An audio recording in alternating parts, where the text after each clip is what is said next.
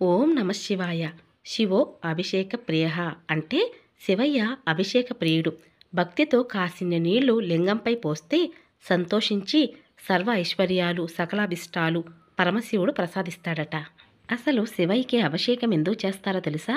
క్షీరసాగర మదనం నుంచి వెలువడిన విషాన్ని సేవించి తన శిరస్సుని చల్లబరిచేందుకు గంగను చంద్రుణ్ణి తలపై ధరించాడు. శివుడికి మండుతున్న మూడో కన్ను ఉంటుంది. నిరంతరం అభిషేకం చేయటం వల్ల ఈ కన్ను చల్లబడుతుందని చెబుతారు. అయితే గుడికి వెళ్ళైనా సరే శివయ్యకి అభిషేకం చేయించవచ్చు. లేదా ఇంట్లోనే శివలింగం ఉన్నట్లయితే మీరే మీ చేతులతో స్వయంగా ఏ ద్రవ్యాలతో అభిషేకం చేయాలి, ఏ ద్రవ్యాలతో అభిషేకిస్తే ఎటువంటి ఫలితాలు కలుగుతాయి అనే విషయాలన్నిటి గురించి పూర్తి వివరంగా మీకు ఈరోజు పూజా విధానంలో చెప్పడం జరుగుతుందండి. అలాగే 25 రకాలతో ఆ మహాదేవుడిని లింగాకార రూపంలో అభిషేకించబోతున్నాను. కాబట్టి పూజా విధానం ఎక్కడ స్కిప్ చేయకుండా చివరి వరకు చూసినట్లయితే అసలు ఏ ద్రవ్యాలతో అభిషేకించాలి, ఏ ద్రవ్యాలతో అభిషేకించడం వల్ల ఎటువంటి ఫలితాలు కలుగుతాయి, తర్వాత ఆ ద్రవ్యాలన్నీ ఏం చెయ్యాలి అనే విషయాలన్నిటి గురించి పూర్తి వివరంగా తెలుసుకోవచ్చు. శివుడికి అభిషేకం చేయాలంటే గుడికి వెళతారు. ఇంట్లో కూడా శివలింగం ప్రతిష్ఠించుకొని అభిషేకం అనేది చేయవచ్చు. పళ్ళెంలో శివలింగం పెట్టుకోవాలి. ఉత్తర ముఖంగా లింగం భాగం పెట్టుకోవాలి. అభిషేకం చేసే వ్యక్తులు లింగానికి పడమర వైపుగా ఉండాలి. పంచామృతాలతో అభిషేకం చేయవచ్చండి. అలాగే రక్షిత శ్లోకం చెబుతున్నప్పుడు మీపై అభిషేకం చేసేందుకు ఉపయోగించే వస్తువులపై కొద్దిగా నీళ్లు చల్లుకోవాలి. పూజకు ఉపయోగించే అన్ని వస్తువులు పవిత్రంగా ఉండాలి. మంత్రాలు జపిస్తూ పంచామృతాలు శివలింగం మీద అభిషేకిస్తూ ఉండాలి. పూజ చేసేటప్పుడు రుద్రాక్షను ధరించడం ఉత్తమం. చివరగా మంచినీటితో శివలింగాన్ని అభిషేకించాలి. మీరు ఇలా చేస్తున్నప్పుడు ఓం నమ శివాయ అనే పంచాక్షరి మంత్రాన్ని ఇప్పుడు కూడా జపిస్తూ ఉండాలి. అలాగే శివయ్య బోలాశంకరుడు. నిశ్చలమైన భక్తితో ఉద్ధరణ జలంతో అభిషేకించినా చాలండి, ఆయన సుప్రసన్నుడు అవుతాడు, మన అభిష్టాలను నెరవేరుస్తాడు. మీరు ఇక్కడ చూస్తున్న ఈ అభిషేక ద్రవ్యాలతోటి ప్రతి సోమవారం వేళ, కార్తీక మాసంలో లేదా ప్రతి నెలలో వచ్చే ఆర్ధ నక్షత్రం వేళ, మాస శివరాత్రి రోజున, కార్తీక మాసంలో మహాశివరాత్రి పర్వదినాన ఈ విధంగా అభిషేకం అనేది చేయవచ్చండి. చాలా విశేషమైన ఫలితాలు కలుగుతాయి. ఇలా ద్రవ్యాలన్నీ కూడా ముందుగానే సిద్ధం చేసుకోవాలి. ఈ ద్రవ్యాలన్నిటితోటి శివయ్యకి అభిషేకించడం వలన ఎటువంటి ఫలితాలు కలుగుతాయి అనే విషయం తెలుసుకున్నట్లయితే మీరు ఎప్పుడు కూడా ఈ ద్రవ్యాలతోనే అభిషేకిస్తూ ఉంటారండి. అంతటి విశేషమైన ఫలితాలు కలుగుతాయి. మంగళకరమైన జలంతో అయినా లేదా పంచామృతాలతో అయినా పండ్ల రసంతో అయినా కాసిన నీళ్లతో అయినా సరే శివయ్యకి అభిషేకించవచ్చు. కాబట్టి ఏ ద్రవ్యాలతో అభిషేకిస్తే ఎటువంటి ఫలితాలు కలుగుతాయనే విషయం తెలుసుకున్నట్లయితే మీరు ఆ ద్రవ్యాలనే మీరు గుడికి వెళ్ళినప్పుడైనా తీసుకువెళ్ళవచ్చు. లేదా ఇంట్లో కూడా ఆ ద్రవ్యాలతోనే అభిషేకం అనేది చేయవచ్చు. పుట్టిన ప్రతి వ్యక్తికి కూడా ఏదో ఒక సమస్య ఉంటూనే ఉంటుంది. ఆ సమస్యలన్నీ కూడా త్వరగా తీరాలి అంటే ఆ శివయ్య అనుగ్రహం తప్పనిసరిగా కావాలండి. మరి ఆ అనుగ్రహం ఎలా కలుగుతుంది? ఇలా మీరు ద్రవ్యాలతో శివయ్యకి అభిషేకించటం వల్ల అటువంటివన్నీ కూడా తగ్గుతూ ఉంటాయండి. అలాగే జీవితంలో కూడా ఎదుగుదల అనేది ఉంటుంది. అందరికీ నమస్కారం అండి. అందరూ ఎలా ఉన్నారు? బాగున్నారా? నేను బాగున్నాను. మీరు ఇంకా బాగుండాలని మనస్ఫూర్తిగా కోరుకుంటున్నాను. అదేంటండి మీ దగ్గర అయితే శివలింగం ఉంది, మరి మా దగ్గర లేదు, మమ్మల్ని ఏం చేయమంటారు అని అంటే, శివలింగం లేకపోయినా సరే అభిషేకం అనేది చేయవచ్చండి. మనసుంటే మార్గం ఉంటుంది అని అంటారు కదా, అలా అనమాట. రుద్రాక్ష శివయ్య కన్నుగా చెప్తారు కదండి. కాబట్టి రుద్రాక్ష ఉన్నట్లయితే చక్కగా పూజలో రుద్రాక్ష పెట్టుకునే శివలింగంగా భావిస్తూ అభిషేకం అనేది చేయవచ్చు. మీ చేతులతో స్వయంగా ఇంట్లోనే ఈ విధంగా శివలింగాన్ని ఏర్పరచుకుని అభిషేకం అనేది చేయండి. దేవుని మందిరంలోనూ చేయవచ్చు, లేదా సపరేట్గా పూజాపీఠను ఏర్పాటు చేసి కూడా అభిషేకం అనేది చేయవచ్చు. మరి మా దగ్గర రుద్రాక్ష కూడా లేదండి, ఏం చేయమంటారు అంటే ₹1 కాయిన్ తీసుకోండి. ₹1 కాయిన్ సరే పూజలో పెట్టుకుని శివయ్యగా భావిస్తూ శివయ్యకే అభిషేకిస్తున్నాము అనే ఆలోచనతోటి అభిషేకానికి సిద్ధం చేసుకోండి. అలాగే అభిషేక ద్రవ్యాలన్నీ కూడా ముందు రోజే సిద్ధం చేసుకోవాలండి. అలాగే అభిషేక ద్రవ్యాల్లో మీ దగ్గర ఏమీ లేకపోయినా సరే ఉన్న వాటితోనే అభిషేకించండి. ముందుగా నిత్య దీపారాధన, ఆ తర్వాత గణపతి ప్రార్థన, ఆ తర్వాత శివయ్యకి అభిషేకం. ముందుగా నమస్కరించుకోండి. ఎప్పుడు కూడా భగవంతుని యొక్క అనుగ్రహం ఎలా కలుగుతుంది అంటే, నిర్మలమైన భక్తితో ఎవరైతే పూజిస్తారో వారికి మాత్రమే భగవంతుని యొక్క దర్శనం కలుగుతుంది, భగవంతుని యొక్క ఆశీర్వాదం కలుగుతుందండి. కాబట్టి అందరూ కూడా నిర్మలమైన భక్తితో అటు ఇటు చూడకుండా, మాట్లాడకుండా నిర్మలమైన భక్తితో ప్రశాంతంగా శివయ్యకి అభిషేకించండి. ముందుగా కాసి నీళ్లతో అభిషేకించండి. ఆ తర్వాత ఆవు పాలతో అభిషేకిస్తే సర్వసుఖాలు కలుగుతాయట. ఆవు పెరుగుతో కనుక అభిషేకించినట్లయితే ఆరోగ్యము బలము చేకూరుతుందట. ఆవు నెయ్యితో కనుక అభిషేకించినట్లయితే ఐశ్వర్యం పెరుగుతుందట. అలాగే మెత్తని చక్కెర లేదా చక్కెరతో అయినా సరే అభిషేకించినట్లయితే దుఃఖనాశనము కలుగుతుందట. తేనెతో అభిషేకించినట్లయితే తేజస్సు పెరుగుతుంది, తేజ వృద్ధి కలుగుతుంది అని అంటారు కదా, ఆ విధంగా అనమాట. అంటే పంచామృతాలతో అభిషేకించినట్లయితే ఇటువంటి ఫలితాలు కలుగుతాయండి. పంచామృతాలు అంటే ఆవు పాలు, తేనె, ఆవు నెయ్యి, ఆవు పెరుగు, పంచదార. ఇలా పంచామృతాలతో అభిషేకించిన తర్వాత కాసిన నీళ్లుని శివయ్య మీద కొంచెం పోస్తూ ఓం నమ శివాయ అంటూ హారతి ఇవ్వండి. ఇలా మంగళహారతి ఇచ్చి నమస్కరించుకోండి. ఇక ఆ తర్వాత మంగళకరమైన జలం మీ అందరికీ తెలిసే ఉంటుందండి. మంగళకరమైన జలం అంటే పసుపు, కుంకుమ. పసుపు కుంకుమలతో కనుక శివయ్యకి అభిషేకించినట్లయితే మంగళప్రదము అంటే ఇంట్లో శుభకార్యాలు జరుగుతాయి. శుభకార్యాలు అనగా గృహప్రవేశము, వివాహం ఆలస్యం అవుతున్న వారికి త్వరగా వివాహము జరుగుతుందండి. ఈ విధంగా పసుపు కుంకుమలతో కనుక శివయ్యకి అభిషేకించినట్లయితే పసుపు కుంకుమ నీటితోటి మీరు ఒకేసారి అభిషేకించవచ్చు, లేదా పసుపు నీటితో అభిషేకించిన తర్వాత కుంకుమ నీటితో కూడా అభిషేకించవచ్చు. గంధముతో అభిషేకించినట్లయితే సంతాన ప్రాప్తి కలుగుతుంది. అలాగే కొడుకు కోసం ఎవరైతే ఎదురు చూస్తున్నారో పుత్ర సంతానం కోసం గంధంతో శివయ్యకి అభిషేకించండి.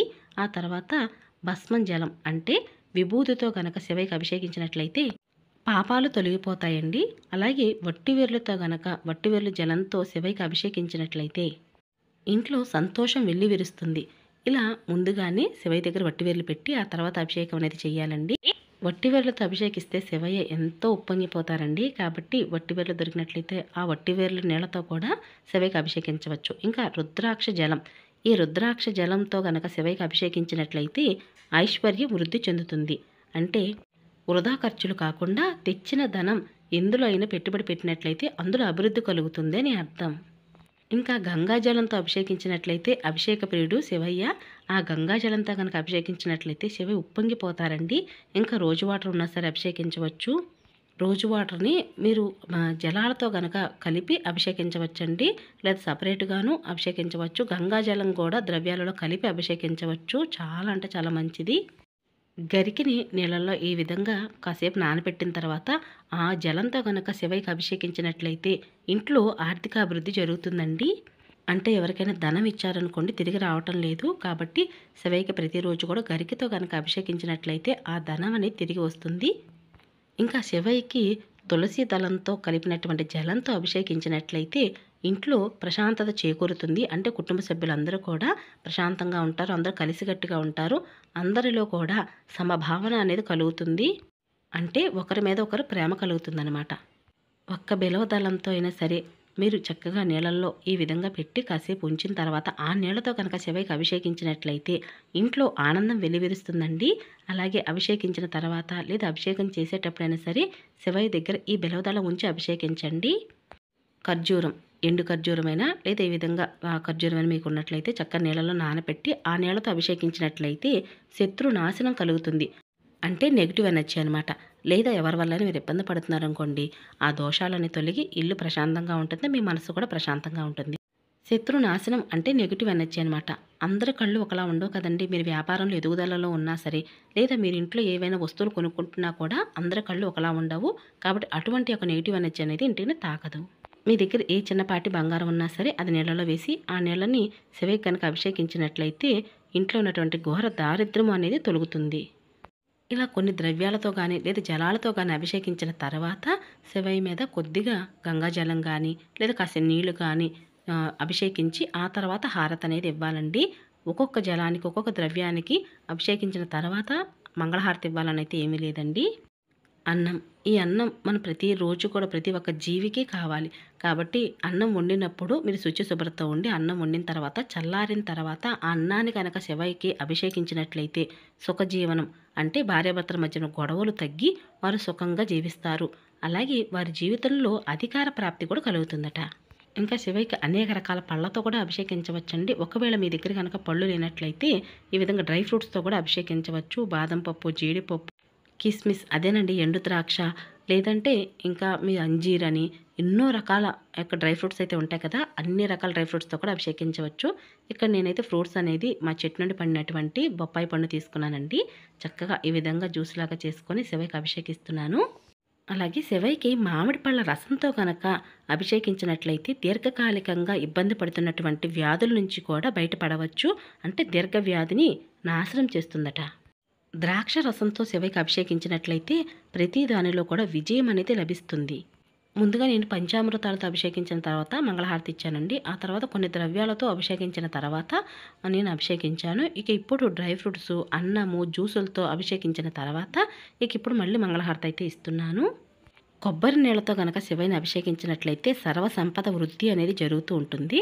ఇంకా నువ్వుల నూనెతో కనుక అభిషేకించినట్లయితే అపమృత్యు నాశనం జరుగుతుంది.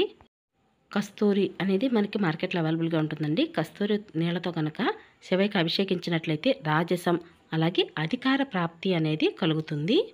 ఇంకా చెరుకు రసంతో కనుక అభిషేకించినట్లయితే దుఃఖం అనేది తొలగిపోతుంది. ఇంకా నవరత్నోదకముతో కనుక శివయ్యకి ఆ జలంతో అభిషేకించినట్లయితే ధాన్యము, గృహం, గోవృద్ధి కలుగుతాయట. ఇంకా శివయ్యకి పుష్పాలతో కనుక అభిషేకించినట్లయితే భూలాభం అనేది కలుగుతుందండి. భూలాభం ఎలా కలుగుతుంది? భూమి అనేది మీరు కొనుగోలు చేశారు, అది ఏదైనా సరే కొంచెం గొడవల్లో ఉన్నట్లయితే, లేదు కోర్టు కచేరీల్లో ఉన్నట్లయితే ఆ భూమిలో ఉన్నటువంటి తగాదాలన్నీ తొలగి మీ భూమి అనేది మీకు సొంతమవుతుంది. ఆ రకంగా భూలాభం అనేది కలుగుతుందట. లేదా తరతరాలుగా వస్తున్నటువంటి ఆస్తి చేజిక్కాలన్నా కూడా శివయ్యకి నమస్కరించుకొని ఈ విధంగా పుష్పాలతో కనుక శివయ్యకి అభిషేకించినట్లయితే భూలాభం అనేది కలుగుతుంది. ఇంకా శివయ్యని ధవళంతో గనక అభిషేకించినట్లయితే శివ సాన్నిధ్యం దొరుకుతుందట. ఇంతకన్నా ఏమి కావాలండి? ఆ పరమపదం చేరుకోవాలి అంటే నాకైతే మాత్రం ఆ ధవళంతోనే అభిషేకించాలి శివయ్యని అనుకున్నాను, కానీ నాకైతే దొరకలేదండి. కానీ ఏ రోజుకైనా సరే ధవళం తీసుకొచ్చి శివయ్యకి అయితే అభిషేకిస్తూ ఉంటాను. వీలైనంత వరకు ఎన్ని రోజులైనా, లేదా సోమవారాలు, లేదా ప్రతి నెలలో వచ్చే ఆర్ధ నక్షత్రం, మాస శివరాత్రి, లేదా మహాశివరాత్రి, ఇలా ప్రత్యేకమైన రోజుల్లో అయినా సరే దొరికిన కొన్ని ద్రవ్యాలతోనే సరే శివయ్యని అభిషేకించవచ్చండి. ఇంతటి యొక్క శక్తివంతమైన ఈ అభిషేకాన్ని ఎవరైనా చేయవచ్చండి. మగవారు, ఆడవారు, పిల్లలు ఎవరైనా సరే శివయ్యకి అభిషేకం అనేది చేయవచ్చు. అలాగే ఇందా మనం పూజా విధానం చెప్పుకున్నట్లుగా మారేడు దళము అంటే బెల్వదళం, మారేడు దళంతో శివయ్యకి కనుక అభిషేకించినట్లయితే నీళ్లతో కానీ, లేదా ఎక్కువ మారేడు దళాలు ఉంటే ఆ మారేడు దళాలతో కనుక అభిషేకించినట్లయితే ఇంట్లో ఆనందం అనేది వెల్లువిరుస్తుంది.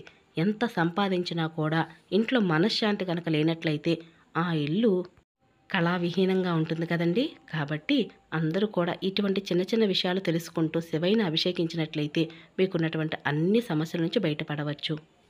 మరి అభిషేకించిన జలం ఏం చేస్తున్నాము అని అంటే, మీరు పంచామృతాలతో కనుక అభిషేకించినట్లయితే చక్కగా తీర్థం తీసుకోండి. ఇంకా మిగతా ఉన్నటువంటి ఆ జలాన్ని ఎవరికైనా పంచవచ్చు, లేదా పచ్చని చెట్టు మొదల్లో వేసేయండి. ఇంకా ద్రవ్యాలతో అభిషేకించినట్లయితే చక్కగా ఒట్టివేర్లు పెట్టి ఇల్లంతా కూడా ప్రోక్షణ చేయండి. చాలా అంటే చాలా మంచిదండి. ఇలా అభిషేకించిన నీటిని కనుక ఇల్లంతా కూడా ప్రోక్షణ చేస్తే చాలా మంచిది. గోళ్ళ మీద ప్రోక్షణ చేయండి, నేల మీద ప్రోక్షణ చేయకండి. అన్నము, డ్రై ఫ్రూట్స్తో కనుక అభిషేకించినట్లయితే వాటన్నిటిని కూడా తీర్థ ప్రసాదంగా తీసుకొని శివయ్య యొక్క అనుగ్రహాన్ని పొందండి. అందరికీ కూడా శివానుగ్రహం కలగాలని మనస్ఫూర్తిగా కోరుకుంటూ ఇదేనండి ఈరోజు పూజా విధానం. మరొక మంచి పూజా విధానంతో మళ్ళీ కలుసుకుంటాను. అప్పటి వరకు నమస్కారం అండి.